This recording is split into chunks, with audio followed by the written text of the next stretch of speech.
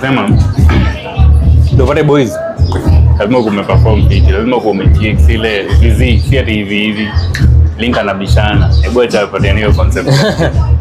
Concept yangu? Concept yangu si ni genetics tu.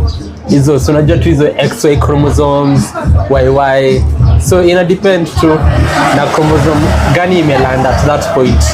So unamaanisha msee kama kuna hizo chromosome za madem tu hata afanye aje hata ipata boys. Nisiamini. Mimi naangalianga statistics, ukiangalia online hata si online, ukiangalia tu in reality wasi wenyewe wanapatananga relationship most of the time. Ukiangalia hiyo family vile imejipanga utapata maboys ndo wanaanzanga, alafu after hapo wakati watu wamechoka sasa ndo wanaanza kupata madem wana flow. So hii inakwambia tu hapo hivyo ndo kunaendanga. Ukichestu ovyo tu ati unakuwa cute. Na sasa wenyewe wanaanza madem alafu boy. Sasa hiyo ndio nilikuwa nasema. Hiyo yenye na happen hapo ni huo boys alikuwa cute, anafikiria mdem ni princess siji nini, anamshika tu pole nini, akako tu hapa pole.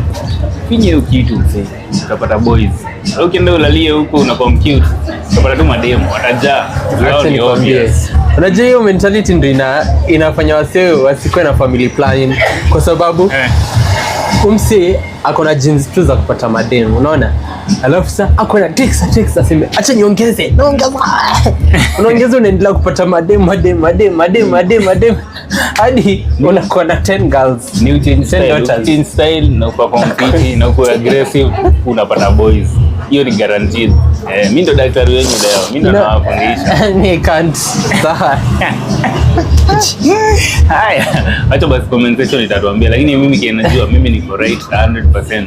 Enda perform fitting. Wakikisha hata utararua mattress. Ngana.